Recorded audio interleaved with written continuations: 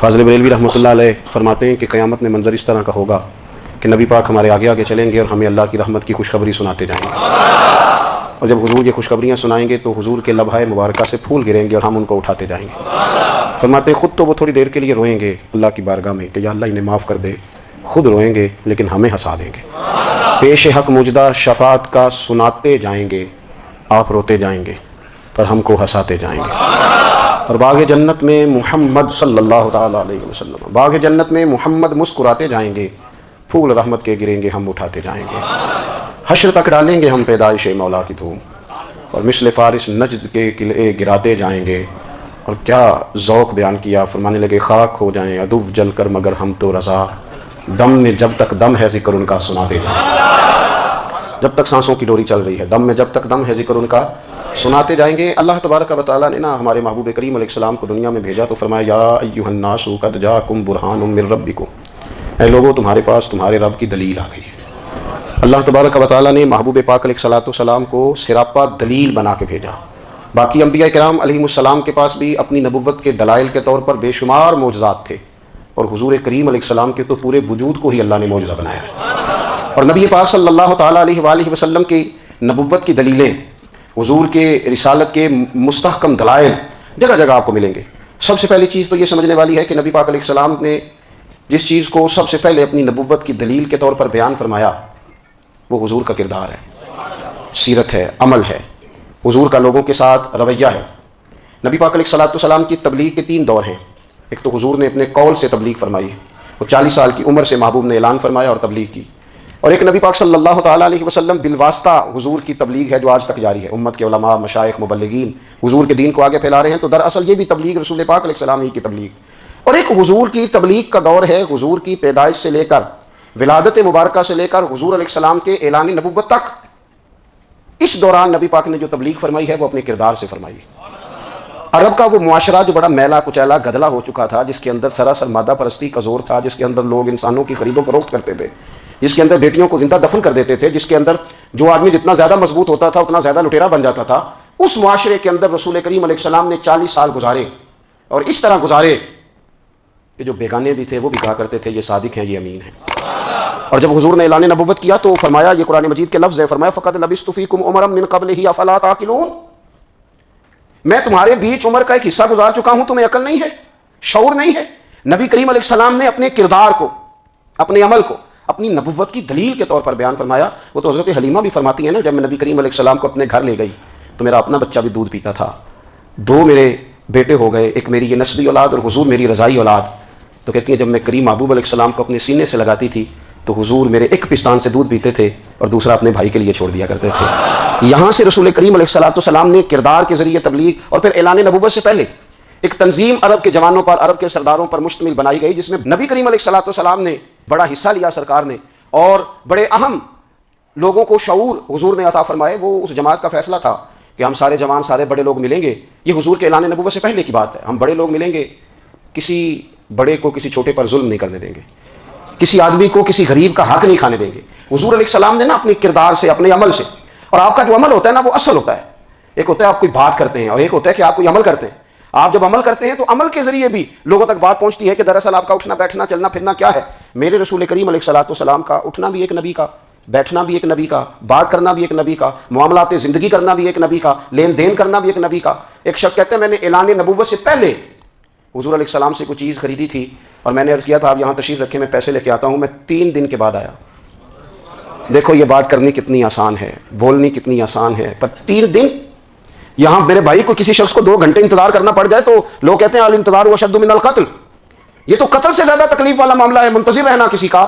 کہتے 3 دن کے بعد میں آیا تو میرے رسول کریم وہیں تشریف فرمایا، بس اتنا فرمایا یار تم نے مجھے بڑی تکلیف میں ڈال دیا، 3 دن ہو گئے یہاں رکے ہوئے۔ تو حضور نے اپنے کردار کو، اپنے عمل کو، اپنے معاملات کو سب سے پہلے اپنی نبوت کی دلیل کے طور پر پیش کیا۔ کسی نے کیا خوب کہا تھا کہ جو تیری جان کے دشمن ہیں وہ بھی کہتے ہیں، وہ جو تیری جان کے دشمن ہیں، بظاہر تو آئے ہیں نا ہجرت کی رات جان لے لے، لیکن امانتیں حضور کے گھر میں رکھی ہوئی ہیں، امانتیں کاشانہ نور پہ پڑی ہیں۔ وہ جو تیری جان کے دشمن ہیں وہ بھی کہتے ہیں کہ امین تو ہے اور صداقت کی آبرو تو ہے، امین بھی تو ہے، صداقت کی آبرو تو ہے۔ تو پہلے کردار۔ پھر دوسری بات، اللہ تعالیٰ نے اپنے محبوب علیہ السلام کو اپنا مطلق نائب بنا کر، اپنا محبوب اعظم بنا کر.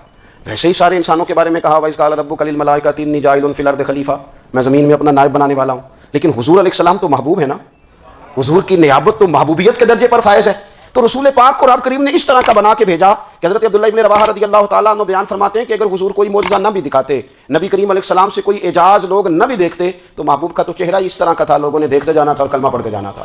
لیکن باوجود اس کے میرے رسول پاک کا اعجاز یہ ہے، کمال یہ ہے کہ حضور کبھی اشارہ کر دیں تو چاند دو ٹکڑے ہو جائے، کبھی دعا مانگ دیں تو ڈوبا ہوا سورج واپس آ جائے، کبھی محبوب گزرنے لگے تو پتھر آپ پر سلام پڑے، کبھی حضور پہاڑ پر چڑھ جائیں تو پہاڑ وجد میں آ کر جھومنے لگے، محبوب کا کبھی نماز پڑھاتے ارادہ بن جائے تو اللہ تعالیٰ قبلے کا رخ ہی تبدیل فرما دے. کیا خوبصورت سوچ ہے اور کیا نظریہ دیتے ہیں بریلی کے امام.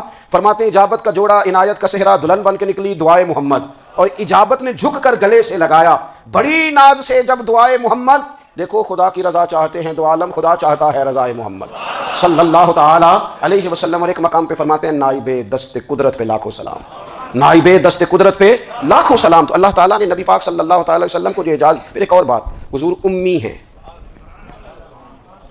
دنیا میں آ کر محبوب نے کسی سے پڑھا ہی نہیں. میرے محبوب نے جتنا پڑھا ہے رب کریم سے پڑھا ہے. الرحمن علم القرآن خلق الانسان، رحمان نے قرآن سکھایا پھر انسان بنایا. اللہ تبارک و تعالیٰ کی بارگاہ کرم سے حضور نے لیا. رسول کریم امی ہیں، یہ بھی حضور کی نبوت پر ایک بڑی دلیل. دیکھو ایک ہوتا ہے کوئی آدمی بچپن سے کسی چیز سے شغف رکھے اور جب اس کی عمر بڑی ہو جائے تو کہتے ہیں اس کا تجربہ بڑا ہو گیا ہے. یہ پہلے کوئی شعر کہتا تھا، کوئی ادبی جملہ کہتا تھا، تو اب اس کی یہ کام کرتے کرتے عمر بڑی ہو گئی ہے تو رسوخ حاصل ہو گیا. 40 سال کی عمر مبارک تک نبی کریم نے ایک شعر بھی نہیں کہا. حضور علیہ الصلوۃ والسلام نے کبھی کوئی ایسی بات، ویسے تو حضور کی ہر بات حکمت والی، لیکن جس کو عرب کے لوگ اپنے لہجے میں شاعری یا اپنے لہجے میں ادب کہتے تھے وہ حضور نے بیان نہیں فرمایا. لیکن جب 40 سال کی عمر میں اعلان نبوت کیا تو پھر بڑے بڑے فصیح و بلیغ، بڑے بڑے سیانے. تو فیل بن عمر کہتے ہیں کہ اس شخص کو بھی میں نے دیکھا جسے بڑا ناز تھا اپنی فصاحت اور بلاغت پر، اور جب وہ حضور کے پاس آیا اور اس نے آ کے کچھ باتیں کی تو محبوب خاموشی سے سنتے رہے، اور جب وہ چپ کر گیا تو میرے کریم نے صرف سورہ فاتحہ پڑھی. کبھی اٹھتا تھا، کبھی بیٹھتا تھا، کبھی غور کرتا تھا، کبھی دائیں جاتا تھا، کبھی بائیں جاتا تھا. پھر کہنے لگا بتاؤ نا کلام کس کا ہے؟ فرمایا اس رب کا، اس رب کا، اس رب کا جس کا میں رسول بن کے آیا ہوں.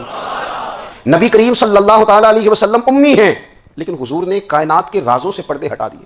نبی کریم نے جینے کے سلیقے بتا دیے. حضور نے ہر شخص کو اس کے مقصد حیات سے آگاہ کر دیا. نبی کریم علیہ السلام نے وہ فلسفہ حیات بیان کیا کہ لوگوں کو صرف جینے میں مزہ نہیں آیا، مرنے میں بھی مزہ آنے لگا. لوگ آگے بڑھ بڑھ کے جانیں پیش کرنے لگے، اپنی اولادیں قربان کر. جو فلسفیوں سے کھل نہ سکا اور نکتہ وروں سے حل نہ ہوا، وہ راز ایک طیبہ والے نے بتلا دیا چند اشاروں میں. محبوب کریم امی ہیں، لیکن حضور نے اس طرح دنیا کو سکھایا، اس طرح دنیا کو پڑھایا، اس طرح حضور نے علم کے چراغ اور دیپ روشن کیے کہ قیامت تک جسے روشنی ملے گی نا اسے صرف دروازہ مصطفیٰ سے ملے گی، اسے رسول کریم علیہ السلام کے در دولت سے ملے. کچھ لوگوں نے کہا یہ اپنے پاس سے آیات بنا کے لاتے ہیں، اپنے گھر میں بیٹھ کے دعوے کر لینا تو کوئی مشکل کام نہیں نہ ہوتا، سارے لوگ ہی کر لیتے ہیں. بلکہ وہ ہمارے ایک بزرگ کہا کرتے تھے خیالی پلاؤ پکائیے ٹکے ہو کدے بھی کٹ نہ پائیے، کیونکہ کون سا پیسوں کا ڈالنا ہے، زیادہ ڈالیں آپ اور زیادہ ڈالیں. بہت سارے لوگ ہیں آج بھی، کچھ لبرل ہیں بیچارے، کچھ دین بیزار طبقہ ہے، وہ کہتے ہیں جناب ہمیں تو جدید باتیں بتائیں، ہمیں تو نئے اسلوب کے مطابق لے کے چلیں، ہمیں تو او بھائی سن، میرے نبی پاک علیہ السلام نے فرمایا میرا قرآن کبھی پرانا نہیں ہوگا. اسے پڑھ کے دیکھ، اس کی جدت کا حسن دیکھ، یہ تو کھلا ہوا باغ ہے. تو ایک دفعہ اس کے قریب آئے گا تو خوشبو ملے گی، دوسری دفعہ آئے گا تو اس سے زیادہ تازی ملے گی. ایک دفعہ پھل کھائے گا تو مزیدار ہوگا، دوسرا کھائے گا ہو سکتا ہے شکل ملتی جلتی ہو لیکن ذائقہ بڑا نرالا ہوگا. تو تو صحیح نا. جب کچھ لوگوں نے کہا یہ خود سے بنا کے آیات لاتے ہیں تو فرمایا وَإِن كُنتُمْ فِي رَيْبٍ مِّمَّا نَزَّلْنَا عَلَىٰ عَبْدِنَا فَأْتُوا بِسُورَةٍ مِّن مِّثْلِهِ. اگر تمہیں کوئی شک ہے اس میں جو ہم نے اپنے بندہ خاص میں نازل کیا ہے تو تم بھی اس جیسی ایک آیت بنا کے لاؤ. اور چلو چیلنج کھلا دے دیا، فرمایا وَادْعُوا شُهَدَاءَكُم مِّن دُونِ اللَّهِ. اللہ اور اللہ والوں کو چھوڑ دو، تفسیری ترجمہ عرض کر رہا ہوں، یعنی صحابہ کو چھوڑ دو، حضور کے ماننے والوں کو چھوڑ دو، باقی ساری دنیا کے کافر اکٹھے ہو جاؤ، ایک آیت بس قرآن جیسی لے کے آؤ، ایک آیت لے کے آؤ. ان کنتم صادقین، اگر تم سچے ہو. جوانوں سنو، کہا ایک آیت. اور یہ چیلنج آج تک قرآن مجید کا موجود ہے، آج تک. وَإِن كُنتُمْ فِي رَيْبٍ مِّمَّا نَزَّلْنَا عَلَىٰ عَبْدِنَا فَأْتُوا بِسُورَةٍ مِّن مِّثْلِهِ. تم قرآن کے مقابلے کی ایک صورت لے کے آؤ اور سارے حمایتی اکٹھے کر لو اپنے. ان کنتم صادقین، اگر تم سچے ہو. جواب تو ادھر سے آنا تھا نا، لیکن کائنات کے رب نے جواب بھی خود دیا. فرمایا فَإِن لَّمْ تَفْعَلُوا وَلَن تَفْعَلُوا. اگر تم نہ لا سکے، اور فرمایا تم لا سکتے بھی نہیں، اگر تم نہ لا سکے اور تم لا سکتے بھی، نہ خنجر اٹھے گا نہ تلوار تم سے، یہ بازو میرے آزمائے ہوئے ہیں.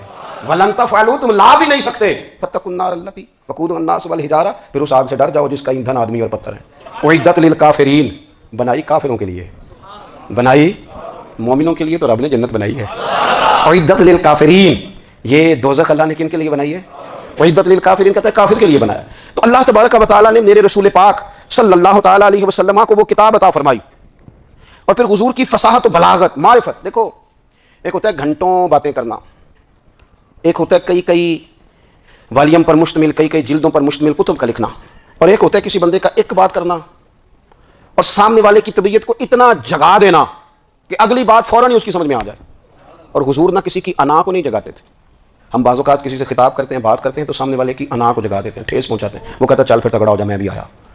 حضور انا نہیں جگاتے تھے، میرے نبی پاک ضمیر جگاتے تھے تاکہ وہ شخص فیض حاصل کر سکے، اسے کچھ ملے۔ نبی کریم کا جو انداز تکلم ہے وہ اس طرح کا ہوتا تھا کہ انسان خود بخود کہہ اٹھتا تھا کہ مطلب یہ بات ہونے کیا لگی ہے، مطلب حضور کیا فرمانے لگے۔ نبی کریم صلی اللہ تعالی علیہ وسلم ایک دن محبوب